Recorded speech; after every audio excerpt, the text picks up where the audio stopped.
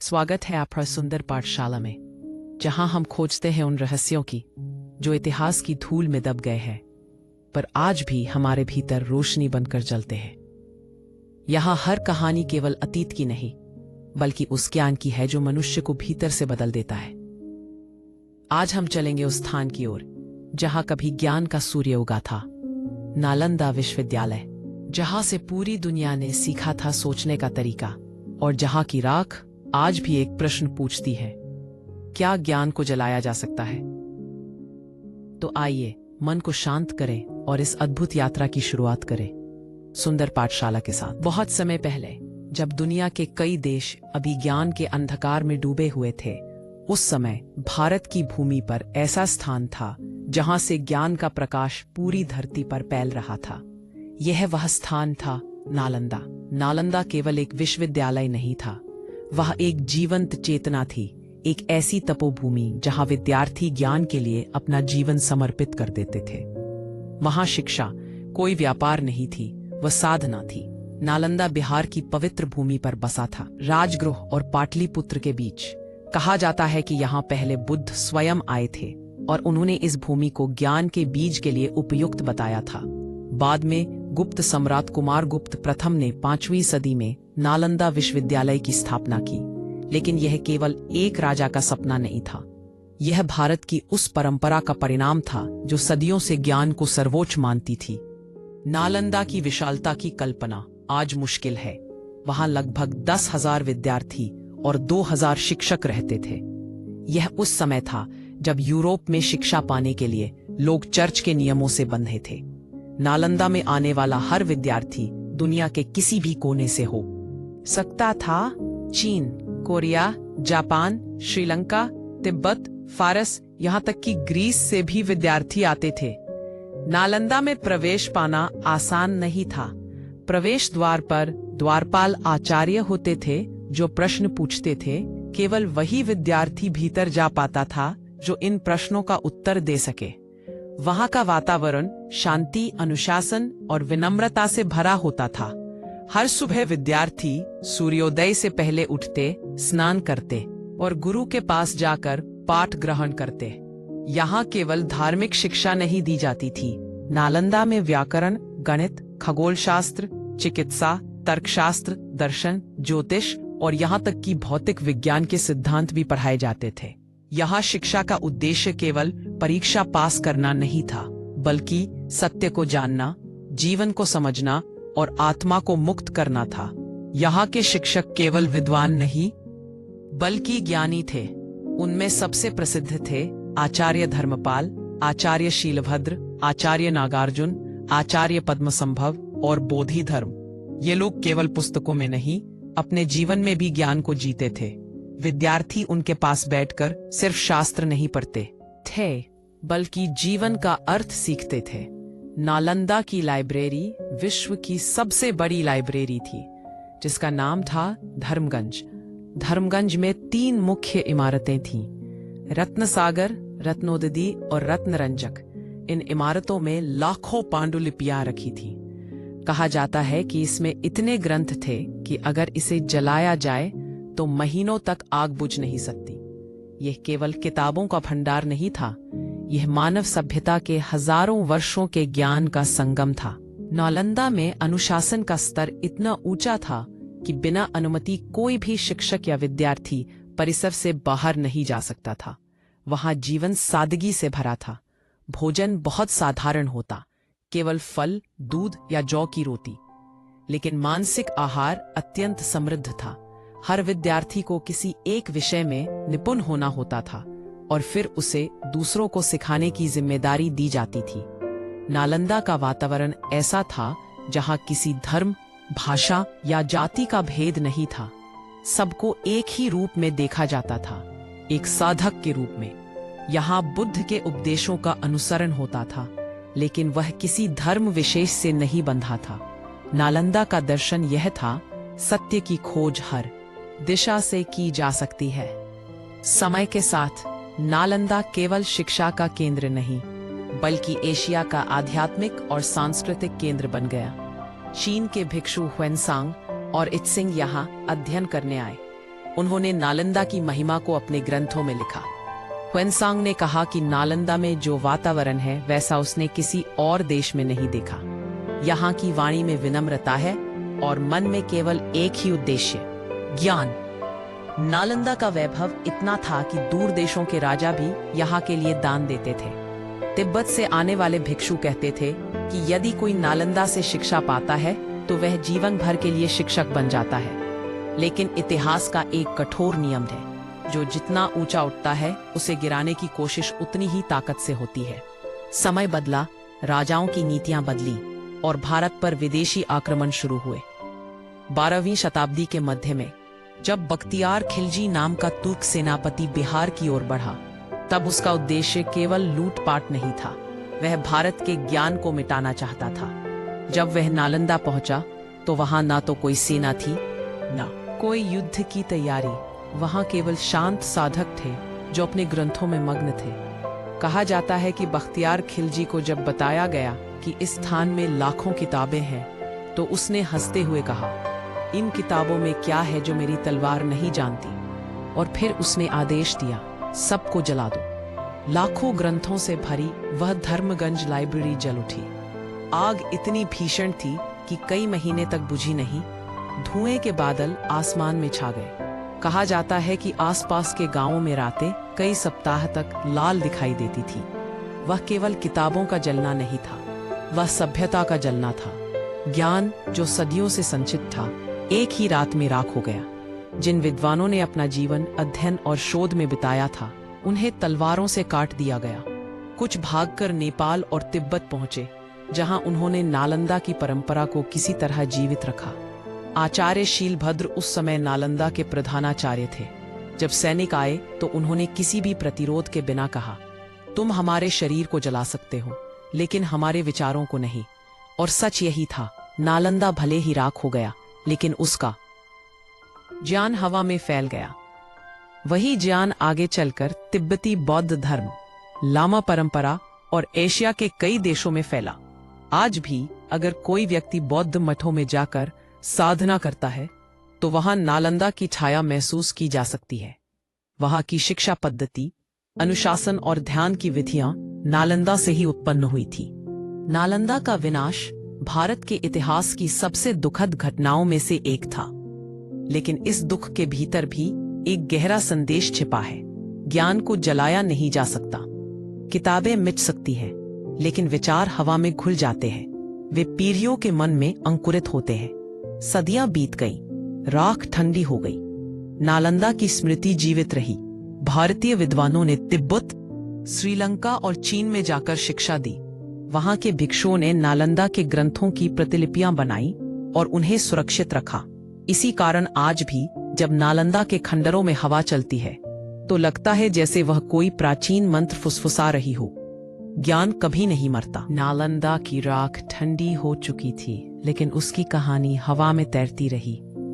जब भी कोई साधक ध्यान में बैठता, उसे नालंदा की स्मृति झलक जाती। जिन लोगों ने वहां अध्ययन किया था, वे अपने साथ उस परंपरा का बीज लेकर गए थे। तिब्बत में जब पहले बौद्ध मठों की स्थापना हुई, तो वहां के आचार्य नालंदा की शिक्षा पद्धति को ही दोहराते थे। तिब्बती परंपरा में आज भी नालंदा परंपरा शब्द सुनाई देता है। यह परंपरा केवल किताबों की नहीं थी, यह विचारों की यात्रा थी। वहां प्रत्येक विचार को परखा जाता था, हर तर्क को चुनौती दी जाती थी और सत्य को खोजने की प्रक्रिया चलती रहती थी। यही नालंदा का आत्मा थी। वेनसांग ने अपने ग्रंथ the great records of the western region में लिखा था कि नालंदा में 100 से अधिक व्याख्यान प्रतिदिन होते थे। वहां एक ही विषय पर 10-10 दृष्टिकोण रखे जाते थे और छात्र उनसे बहस करते थे। शिक्षा वहां केवल सुनने का नहीं, बल्कि सोचने और सवाल करने का माध्यम थी।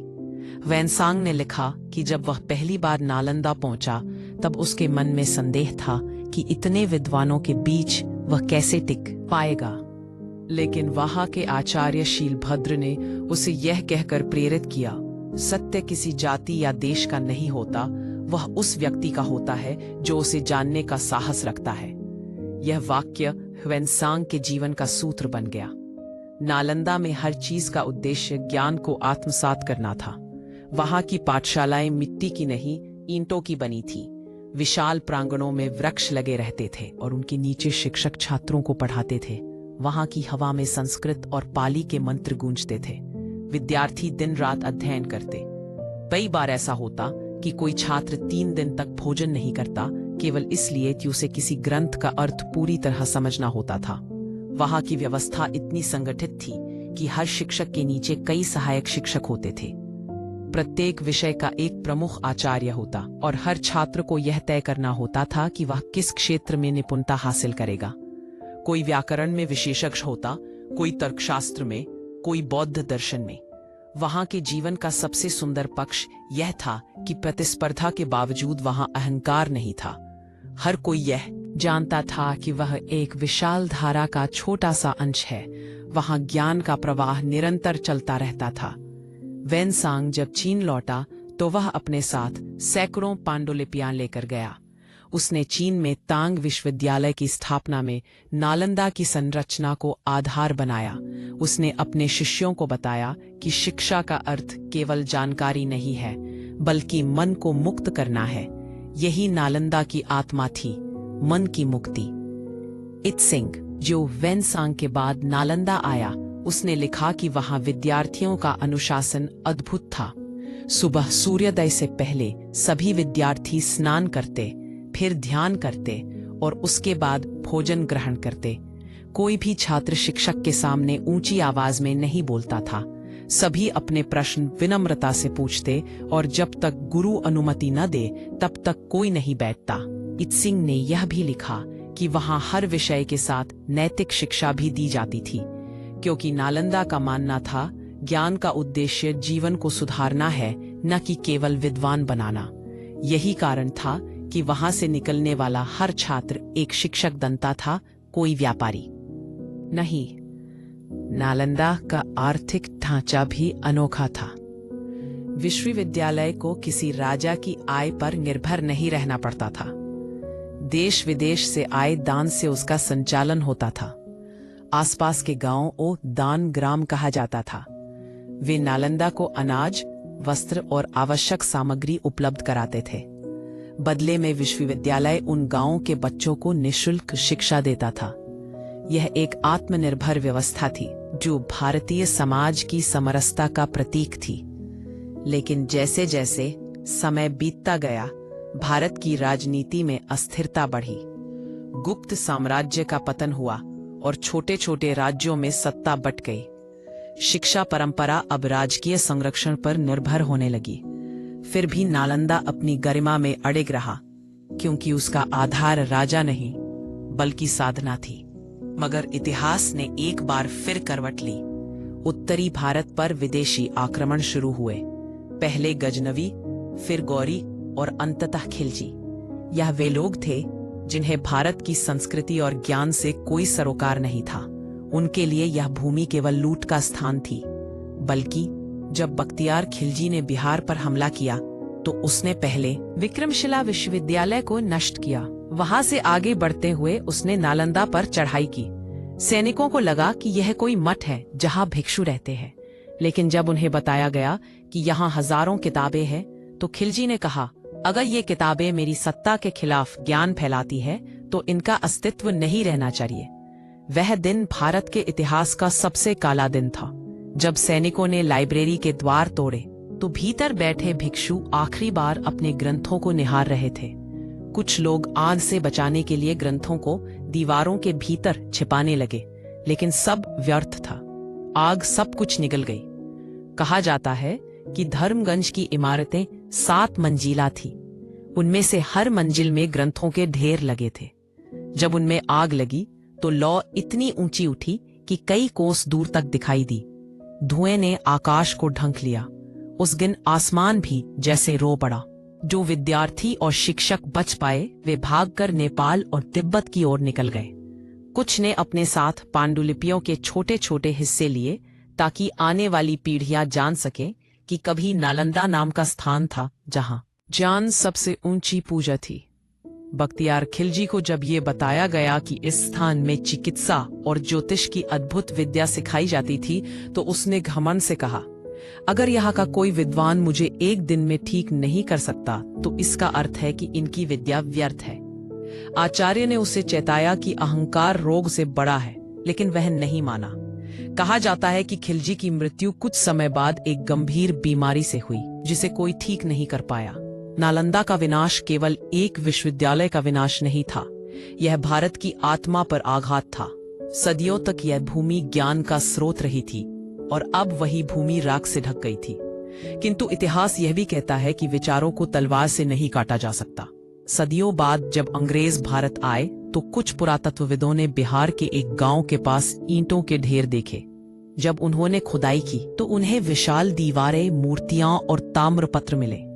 धीरे धीरे उन्हें एहसास हुआ कि यह वही नालंदा है जिसके बारे में चीनी यात्रियों ने लिखा था। वह दृश्य देखने लायक था। मिट्टी के नीचे से जान का शहर बाहर आ रहा था। टूटी हुई मूर्तियां, जले हुए ग्रंथों के अवशेष और विशाल प्रांगण सब मानो कुछ कहना चाहते थे। एक पुरातत्वविद ने लिखा, जब हमने पहली बार नालंदा के स्तूपों को देखा तो ऐसा लगा जैसे धरती स्वयं अपने इतिहास को सुनाने लगी है। भारत की धरती पर यह पहला विश्वविद्यालय था जिसने शिक्षा को साधना के रूप में स्थापित किया। वहां शिक्षक और छात्र दोनों ही ज्ञान के उपासक थे। आज जब हम शिक्षा को केवल करियर का साधन मानते हैं तो नालंदा हमें याद दिलाता है कि शिक्षा का उद्देश्य आत्मा को प्रकाशित करना है। नालंदा की राख में आज भी एक अग्नि छिपी है, वह अग्नि जो हर उस मनुष्य में प्रज्वलित होती है जो ज्ञान की खोज में निकलता है। नालंदा के विनाश के बाद सदियों तक भारत की भूमि पर मौन छा गया था। ज्ञान की वह ज्योति जो सदियों से प्रज्वलित थी, वह राख के नीचे दब गई। किंतु यह सच है कि जब भी कोई संस्कृति सच में महान होती है तो उसका ज्ञान मिटाया नहीं जा सकता, वह किसी न किसी रूप में पुनः प्रकट होता है। यही हुआ नालंदा के साथ भी। तिब्बत, नेपाल और चीन में भागे हुए आचार्यों ने वहां जाकर नालंदा की परंपरा को जीवित रखा। उन्होंने अपने विद्यार्थियों को बताया कि शिक्षा केवल पुस्तकों में नहीं होती, वह एक जीवन जीने की कला है। उन्होंने अपने साथ नालंदा के कुछ ग्रंथों की प्रतिलिपियां रखी, जिनमें तर्कशास्त्र, ध्यान योग, औषधि विज्ञान और दर्शन के सूत्र थे। तिब्बती भिक्षुओं ने बाद में इन ग्रंथों का अनुवाद किया। आज भी जब हम तेंग्योर और कांग्योर जैसे तिब्बती ग्रंथों को देखते हैं तो उनमें नालंदा के विद्वानों के नाम मिलते हैं। नागार्जुन, धर्मपाल, दिग्नाग, असंग, वसुबंधु, शांतरक्षित, ये सभी नालंदा की आत्मा के प्रतिनिधि थे। समय बीतता गया, भारत में नई नई राजवंश आए, दिल्ली सल्तनत, मुगल, मराठा, ब्रिटिश। लेकिन नालंदा का नाम धीरे धीरे इतिहास की धूल में दब गया। लोगों ने उसका अस्तित्व भूलना शुरू कर दिया। गांवों के बच्चे खंडहरों के बीच खेलते, उन्हें यह नहीं पता था कि उनके पैरों के नीचे विश्व का सबसे महान विश्वविद्यालय सोया हुआ है।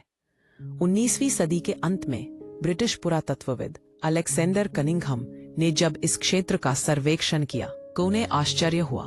उन्होंने देखा कि यहाँ विशाल स्तूप है, मिट्टी की ईंटों से बनी दीवारें हैं और जमीन के भीतर किसी बड़े नगर के अवशेष छिपे हैं। उन्होंने अपने साथियों से कहा, यह स्थान साधारण नहीं, यह वह नालंदा हो सकता है जिसके बारे में चीन के यात्रियों ने लिखा है। जब खुदाई शुरू हुई तो जैसे धरती ने अपना मुंह खोल दिया। ईंटों के नीचे से मंदिरों की मूर्तियां निकली, बुद्ध की प्रतिमाएं, तांबे की पत्तियां जिन पर संस्कृत में श्लोक लिखे थे, और यहाँ तक कि मिट्टी के दीपक जिनमें अब भी राख के निशान थे। इतिहास ने फिर से अपनी आवाज पाई थी। हर खोज के साथ लोगों का हृदय भर आया। उन्होंने सोचा, अगर यह विश्वविद्यालय आज भी जीवित होता तो भारत का स्वरूप कितना अलग होता। लेकिन इतिहास की विडंबना यही है कि वह हमें पछताने का अवसर देता है, सुधारने का नहीं। नालंदा की शिक्षा प्रणाली इतनी उन्नत थी कि आज के विश्वविद्यालय भी उससे सीख सकते हैं। वहां शिक्षकों का चयन ज्ञान के आधार पर होता था, न कि किसी पद या उपाधि से। जो व्यक्ति गहन अध्ययन करता और अपने विचारों से दूसरों को प्रेरित करता, वही आचार्य बनता। हर विद्यार्थी को किसी न किसी शिक्षक के अधीन रहकर वर्षों तक सेवा करनी होती थी। केवल जब गुरु उसे योग्य मानते तभी वह स्वतंत्र अध्ययन की अनुमति देता। वहां परीक्षा कोई कागज पर लिखी नहीं जाती थी। परीक्षा का अर्थ था, क्या तुम अपने ज्ञान को किसी और को सिखा सकते हो? अगर हाँ तो तुम पास हो, अगर नहीं तो तुम्हें फिर से सीखना होगा। यही नालंदा की सबसे बड़ी विशेषता थी, ज्ञान का प्रसार। उस समय भारत के अनेक हिस्सों में छोटे छोटे शिक्षण केंद्र थे, जैसे तक्षशिला, विक्रमशिला, वल्लभी, उदयगिरी। लेकिन नालंदा उन सब का संगम था। वह केवल एक विश्वविद्यालय नहीं, बल्कि विचारों का महासागर था। नालंदा में शिक्षा का एक और अद्भुत पहलू था। यहाँ स्त्रियों को भी शिक्षा की अनुमति थी। कई महिला भिक्षुणियां यहाँ आकर अध्ययन करती थी। वे दर्शन, ध्यान और तर्क में निपुण होती। यह बात उस युग के लिए अद्भुत थी जब विश्व के अन्य हिस्सों में महिलाओं को शिक्षा से वंचित रखा जाता था। इतिहास के अभिलेख बताते हैं कि नालंदा में 9 विशाल भवन थे, जिनमें 8 विशाल प्रांगण और सैकड़ों कक्षाएं थीं। प्रत्येक भवन की छत पर पुस्तकालय और वेधशालाएं थीं। खगोल शास्त्री वहां तारों की गति का अध्ययन करते थे। गणितज्ञ संख्या सिद्धांत पर कार्य करते थे। चिकित्सक आयुर्वेद और वनस्पति विज्ञान पर शोध करते थे। वहां की लाइब्रेरी इतनी विशाल थी कि विद्यार्थी वर्षों तक केवल ग्रंथों के नाम याद करने में लगाते। उस लाइब्रेरी के एक हिस्से में केवल दर्शन शास्त्र के ग्रंथ थे, दूसरे में चिकित्सा और गणित, और तीसरे में ध्यान, योग और तंत्र विद्या। यह सब एक ऐसे युग में संभव था जब यूरोप में विज्ञान और धर्म के बीच संघर्ष चल रहा था। नालंदा की यह परंपरा भारत की आत्मा का प्रतीक थी। वहां धर्म किसी एक देवता या संप्रदाय तक सीमित नहीं था। वहां का सूत्र वाक्य था, अप दीपो भव, अर्थात स्वयं अपने दीपक बनो। बुद्ध का यही संदेश नालंदा की नींव में था। सत्य की खोज किसी बाहरी साधन से नहीं, बल्कि भीतर की साधना से होती है। यही कारण था कि वहां के शिक्षक और विद्यार्थी ज्ञान को पूजा की तरह मानते थे। जब विदेशी यात्री यहाँ आते तो उन्हें देखकर आश्चर्य होता कि यहाँ कोई परीक्षा का दबाव नहीं, कोई भय नहीं, केवल ज्ञान की प्यास है। एक चीनी भिक्षु ने लिखा था कि नालंदा में विद्यार्थी इतने तन्मय होकर अध्ययन करते हैं कि उन्हें समय का भी ध्यान नहीं रहता। कभी कभी रात में दीपक जलते रहते हैं और कोई छात्र अकेले ही किसी सूत्र पर विचार करता रहता है। इस पर जाती है। आचार्य नागार्जुन का नाम नालंदा के सबसे महान दार्शनिकों में लिया जाता है। उन्होंने माध्यमिक दर्शन की स्थापना की, जिसमें उन्होंने कहा कि सत्य 2 ध्रुवों के बीच नहीं होता, वह उनके मध्य में होता है। यह दर्शन आज भी विश्व दर्शन शास्त्र में एक महत्वपूर्ण योगदान माना जाता है। इसी तरह आचार्य दिगनाग ने तर्कशास्त्र का नया रूप दिया। उन्होंने कहा कि ज्ञान वही है जो अनुभव और तर्क दोनों से गुजरे। उनके विचारों पर बाद में पश्चिमी दार्शनिकों ने भी शोध किया। इतना ही नहीं, नालंदा में खगोल शास्त्र का अध्ययन भी होता था। वहां के विद्वान तारों की स्थिति से ऋतुओं का निर्धारण करते थे और सूर्य ग्रहण की भविष्यवाणी तक कर लेते थे। ये सारी बातें यह दिखाती है कि नालंदा केवल धार्मिक या दार्शनिक केंद्र नहीं था, वह विज्ञान, गणित और चिकित्सा का भी केंद्र था। नालंदा की यह परंपरा बताती है कि भारत का ज्ञान किसी सीमित दायरे में नहीं था। यहाँ ज्ञान का उद्देश्य केवल आत्मा की मुक्ति नहीं, बल्कि समाज का कल्याण भी था। जब नालंदा नष्ट हुआ तो केवल इमारतें जली, लेकिन उसके विचार तिब्बत और पूर्वी एशिया में फैल गए। वहां के मठों में आज भी नालंदा परंपरा शब्द का प्रयोग होता है। भिक्षु जब बहस करते हैं तो कहते हैं, यह नालंदा का तर्क है। इस तरह नालंदा एक भौतिक स्थान से बढ़कर एक विचार बन गया, एक ऐसी धारा जो आज भी जीवित है। जब कोई विद्यार्थी देर रात किताब लेकर पढ़ता है, जब कोई वैज्ञानिक किसी प्रश्न का उत्तर खोजने में मग्न होता है, या जब कोई साधक ध्यान में बैठता है, तो कहीं न कहीं नालंदा की आत्मा उसके साथ होती है।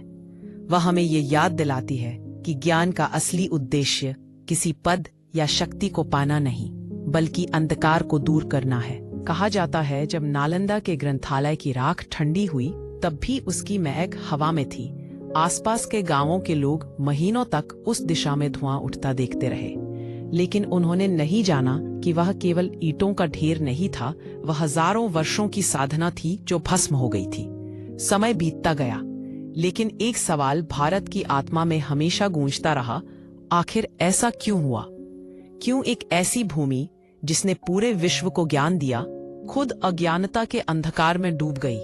उत्तर सरल नहीं है। इतिहास हमें बताता है कि जब समाज में ज्ञान का सम्मान कम होता है, जब सत्ता लोभ में डूब जाती है और जब धर्म राजनीति का उपकरण बन जाता है, तब नालंदा जैसी जगहें मिटा दी जाती हैं। नालंदा का विनाश किसी एक सेनापति का कार्य नहीं था, यह उस समय की मानसिकता का प्रतीक था जब मनुष्य ने ज्ञान के बजाय शक्ति को सर्वोच्च मान लिया था। बख्तियार खिलजी ने जब नालंदा को जलाया, तब उसे शायद यह भी नहीं पता था कि वह क्या नष्ट कर रहा है। उसके लिए यह केवल एक बौद्ध मठ था, लेकिन वस्तुतः वह मानव सभ्यता का हृदय था। भी कहा जाता है कि जब उसने वहां के भिक्षुओं से पूछा, क्या तुम्हारे पास ईश्वर का अस्तित्व सिद्ध करने वाला कोई प्रमाण है, तो भिक्षुओं ने शांत भाव से उत्तर दिया, हम प्रमाण नहीं देते, हम अनुभव करते हैं। यह उत्तर उस व्यक्ति के लिए चुनौती था जो केवल तलवार की भाषा जानता था। और फिर वही तलवार चली जिसने सब कुछ खत्म कर दिया। भी लेकिन ज्ञान को तलवार से काटा नहीं जा सकता। उसका स्वभाव ही ऐसा है कि वह फैलता है, मिटता नहीं। नालंदा के कुछ शिष्य बचे रहे। वे नेपाल, तिब्बत और भूटान की ओर निकल गए। उन्होंने वहां छोटे छोटे मठ बनाए और वहीं से शिक्षा की परंपरा फिर शुरू की। आज तिब्बत की जो दार्शनिक परंपरा है, जिसे महायान और वज्रयान कहा जाता है, उसका बीज नालंदा से ही पड़ा था। दलाई लामा स्वयं कहते हैं कि मैं नालंदा की परंपरा का उत्तराधिकारी हूं। समय के साथ भारत में भी कुछ लोग इस महान परंपरा को याद करने लगे। अंग्रेजों के समय में जब भारतीय इतिहास की खुदाई शुरू हुई, तब नालंदा के अवशेष फिर से सामने आए। पुरातत्व विभाग ने धीरे धीरे उसकी दीवारें उजागर की। वेदी, मूर्तियां और ग्रंथों के अवशेष बाहर निकले। लोगों ने जब उन अवशेषों को देखा तो हैरान रह गए। हर ईंट में एक कहानी थी, हर दीवार पर तपस्या की छाप थी। नालंदा के अवशेषों से निकली एक तांबे की पट्टिका पर संस्कृत में लिखा मिला, ज्ञानम परम दीपम, अर्थात ज्ञान सबसे बड़ा दीपक है।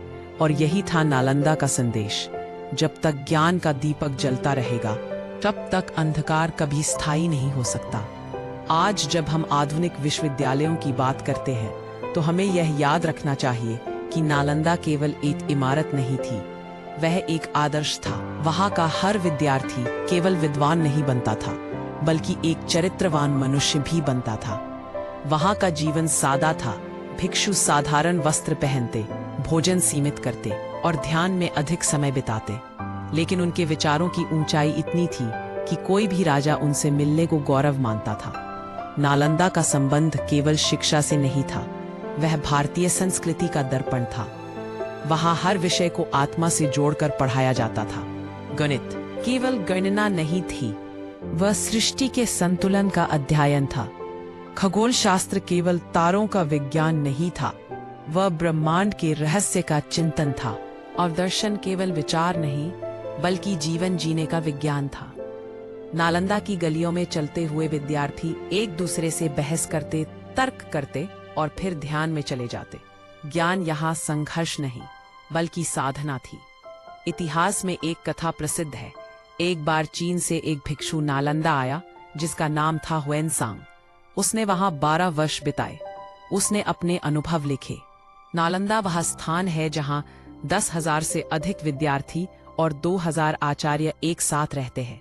वे सुबह ध्यान करते हैं, दोपहर में अध्ययन करते हैं और रात में बहस करते हैं। यहाँ के लोग इतने विनम्र हैं कि विद्या के बिना कोई गर्व नहीं करता।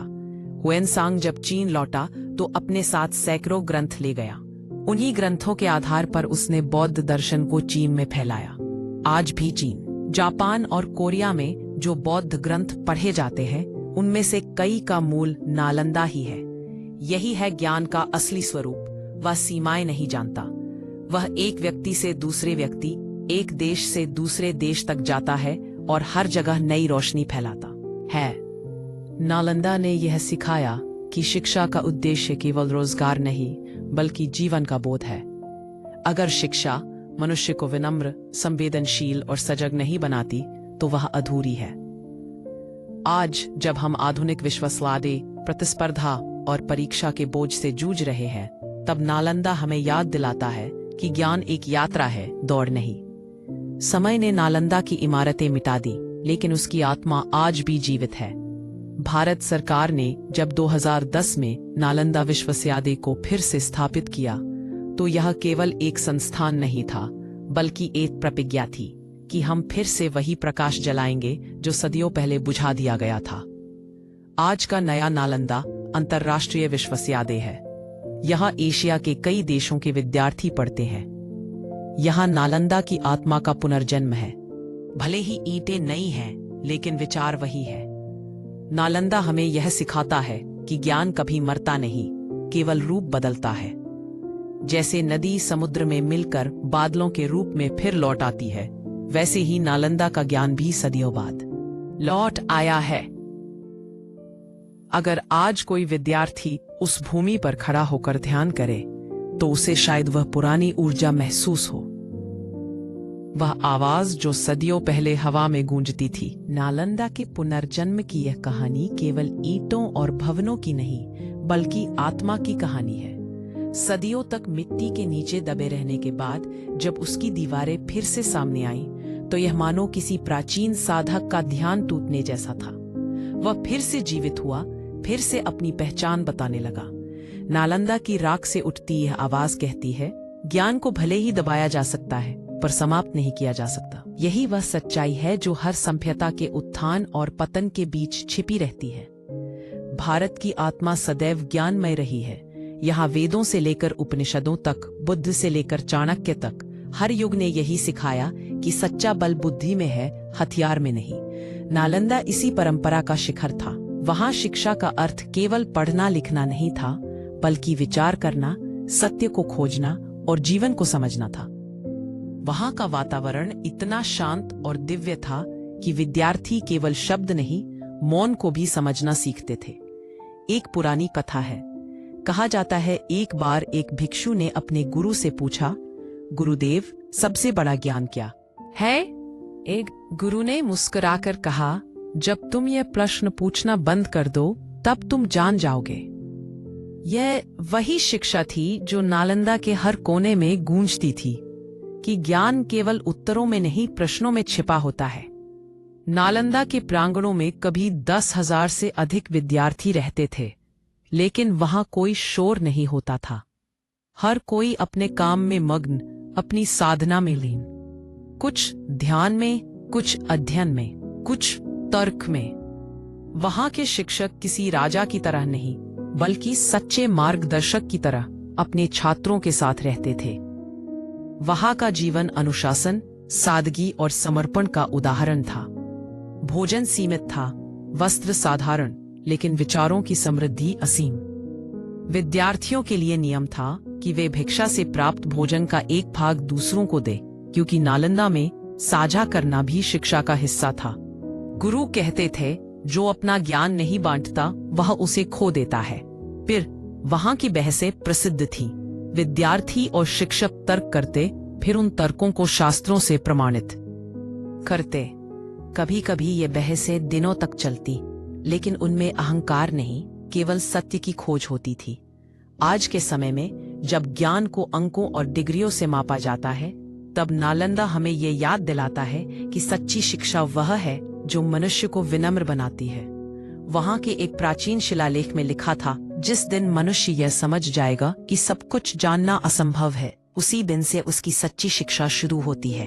यह वाक्य नालंदा की आत्मा था। इतिहास में एक और दिलचस्प तथ्य मिलता है। नालंदा केवल बौद्ध शिक्षा का केंद्र नहीं था, वहां वैदिक और जैन विद्वान भी आते थे। यहाँ धार्मिक सीमाएं नहीं थीं। हर दर्शन, हर मत का सम्मान था। आचार्य शांतरक्षित और पद्मसंभव ने यहीं से तिब्बत में ज्ञान की ज्योति पहुंचाई। उन्होंने वहां जाकर तंत्र और ध्यान की परंपरा स्थापित की। उनके माध्यम से नालंदा की विचारधारा हिमालयों में स्थायी हो गई। कहते हैं तिब्बत के बर्फीले मठों में आज भी नालंदा के सूत्र गूंजते हैं। भिक्षु आज भी अपने ग्रंथों की शुरुआत इस वाक्य से करते हैं, नमो नालंदाय। यह श्रद्धा नहीं, एक कृतज्ञता है उस भूमि के प्रति जिसने उन्हें सोचने का साहस दिया।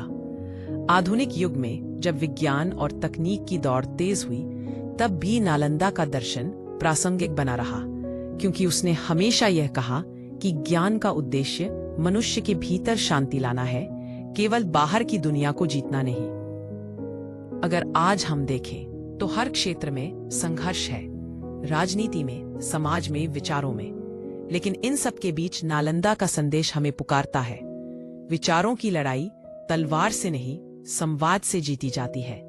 संवाद यही नालंदा का सबसे बड़ा वरदान था। वहां हर बात खुलकर होती थी। विद्यार्थी अपने गुरु से प्रश्न पूछते थे, यहां तक कि उनके सिद्धांतों को चुनौती देते थे, और गुरु प्रसन्न होते थे, क्योंकि प्रश्न ज्ञान की पहली सीढ़ी था। यह संस्कृति केवल शिक्षा की नहीं, लोकतंत्र की भी नींव थी, क्योंकि जहां प्रश्न पूछने की स्वतंत्रता होती है, वही सच्चा ज्ञान जन्म लेता है। भारत में जब ये परंपरा कमजोर हुई, तब अंधकार ने जगह ली। नालंदा का विनाश उसी अंधकार का प्रतीक था, लेकिन उसका पुनर्जन्म यह साबित करता है कि हर अंधकार के बाद प्रकाश लौटता है।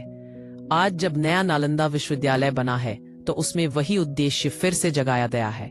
विश्व भर के देशों से विद्यार्थी आते हैं, विचार साझा करते हैं, और एक बार फिर भारत ज्ञान का केंद्र बनने की दिशा में बढ़ रहा है।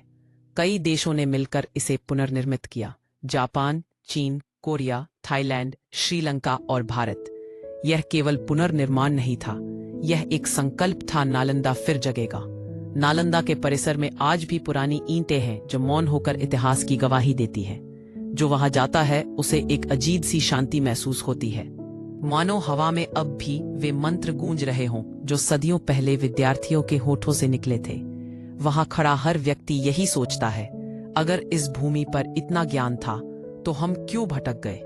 और फिर वही प्रश्न भीतर गूंजता है, अनेक बार एक आंधे लगा सकते हैं, अगर लगा तो पहले नहीं मिलती है नहीं। ज्ञान वाता ज्ञान ने एक ऐसी ज्योति जो हर युग में जलती रहती है, भले ही कभी धुएं में छिप जाए, और ये ज्योति हमें बार बार याद दिलाती है, ज्ञान का अर्थ केवल जानकारी नहीं बल्कि विवेक है। विवेक जो हमें सही और गलत में अंतर सिखाए, जो हमें दया और करुणा का महत्व समझाए, और जो हमें ये बताए कि सच्ची शक्ति भीतर होती है, बाहर नहीं। आज जब हम इस कथा को सुनते हैं तो ये केवल इतिहास नहीं, एक संदेश है कि अगर हम फिर से ज्ञान को पूजेंगे तो अंधकार अपने आप मिट जाएगा। नालंदा की भूमि हमें ये सिखाती है कि सभ्यता की असली पहचान उसकी इमारतों से नहीं, उसके विचारों से होती है। अगर विचार जीवित हैं, तो सब कुछ फिर से बनाया जा सकता है। और शायद यही कारण है कि नालंदा आज भी सांस ले रहा है, उसकी हवा में अब भी वही पुरानी बुद्ध की करुणा है, वही नागार्जुन की गहराई, वही चाणक्य की नीति, वही शांति जो मनुष्य को भीतर से प्रकाशमान करती है। जब भी कोई विद्यार्थी अपने जीवन में सत्य की तलाश शुरू करता है, जब भी कोई व्यक्ति अपने अहंकार को छोड़कर सीखने की भावना अपनाता है, तब नालंदा की आत्मा मुस्कुराती है। वह कहती है, तुम वही दीपक हो जिसे मैंने जलाया था। नालंदा मिटा नहीं, वह हमारे भीतर जी रहा है, हर विचार में, हर प्रश्न में, हर खोज में। वह ज्ञान का वह दीपक है जो कभी बुझ नहीं सकता।